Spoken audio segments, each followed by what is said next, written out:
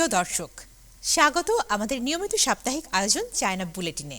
আপনারা জানেন, চীন পৃথিবীর বৃহত্তম রাষ্ট্রগুলোর একটি। চীনের রাজনৈতিক, সমাজতান্ত্রিক, প্রশাসনিক বা কূটনৈতিক ঘটনাবহুল খবরগুলো বন্ধু প্রতিম দেশ বাংলাদেশের দর্শকদের সাথে ভাগ করে নিতেই চায়না মিডিয়া গ্রুপ সিএমজির এই বিশেষ আয়োজন। সঙ্গে আছি আমি তামান্না জেনিফার। জানিয়ে দিচ্ছি বিশেষ বিশেষ ঘটনার শিরোনাম।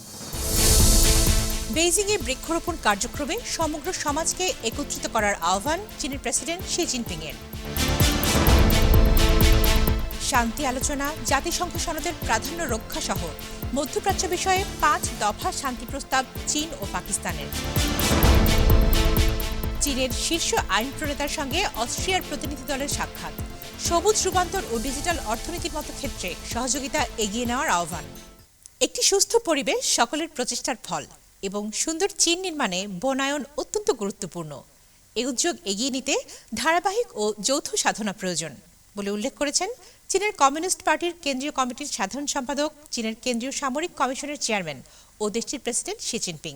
সোমবার বেইজিংয়ে ঝাংফিং জেলায় এক স্বেচ্ছাসেবী বৃক্ষরোপণ কার্যক্রমে অংশ নিয়ে গণমানুষকে একত্রিত হবার আহ্বান জানান তিনি। প্রেসিডেন্ট উল্লেখ করেন, চলতি বছর ৫৫ পঞ্চবার্ষিক পরিকল্পনা বাস্তবায়নের প্রথম বছর এবং দেশব্যাপী স্বেচ্ছায় বৃক্ষরোপণ অভিযানের ৪৫তম বার্ষিকী।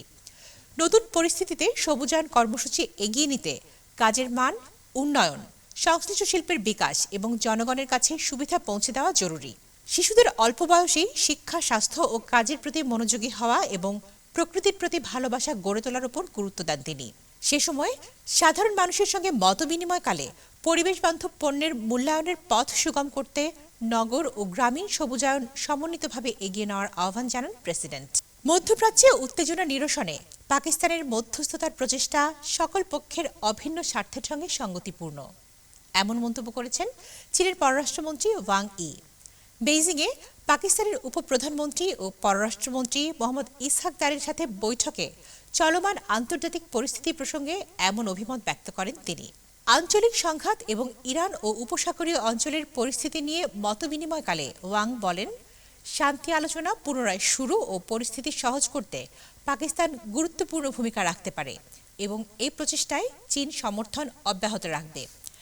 এ সময় ইসহাকদার বলেন, পাকিস্তান চীন কৌশলগত সহযোগিতা আরও জোরদার করতে ইসলামাবাদ প্রতিশ্রুতিবদ্ধ।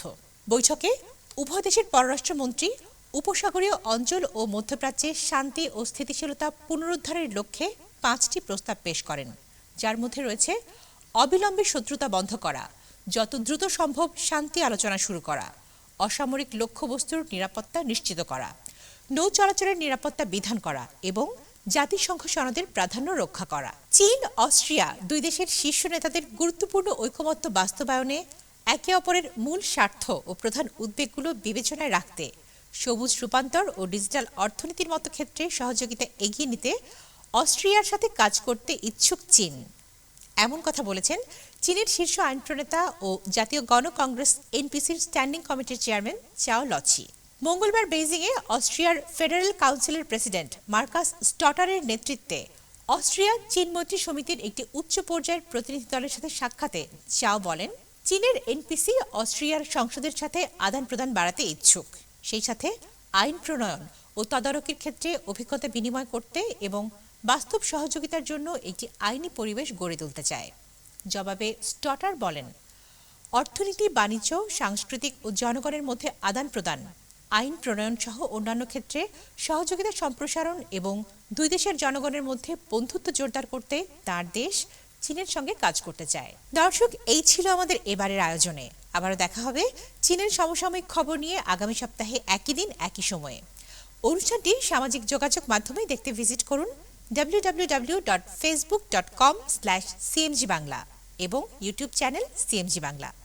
দেখার আমন্ত্রণ। চাই চিয়েন।